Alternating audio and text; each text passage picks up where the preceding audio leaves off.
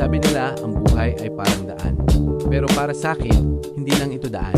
Isa itong paglalakbay. May mga pagkakataong paakyat ang landas. Mabigat ang bawat hakbang. Parang bawat hinga, may kasamang laban. Mapapaisip ka, hanggang dito na lang ba? Pero ang paakyat, hindi ginawa para pigilan ka. Ginawa ito para ipaalala na may mga tanawing hindi makikita. Kung hindi ka aakyat at kapag pababa naman, ang hangin ay tila kakampi. Magaan ang pakiramdam. Masaya ang takbo. Pero kung kalimutan magpasalamat, dahil ang pababa ay hindi permanente, gaya rin ng problema. May mga kurbada rin.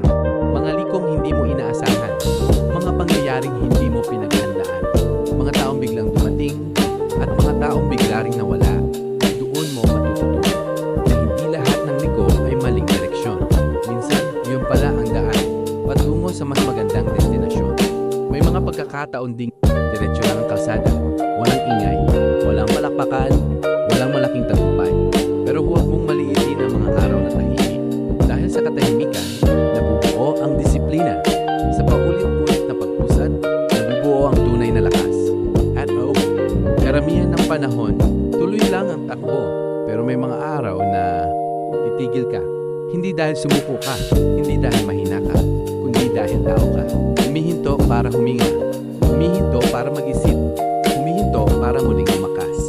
Dahil ang pahinga ay hindi katapusan ng biyahe. Kaya kung nasaan ka man ngayon, umaakyat, umababa, lumiliko, dumidiretso, o pansamantalang nakahinto, huwag kang matakot. Dahil ang buhay ay hindi nasusukat sa bilis ng pagdating. Nasusukat ito sa tapang mo magpatuloy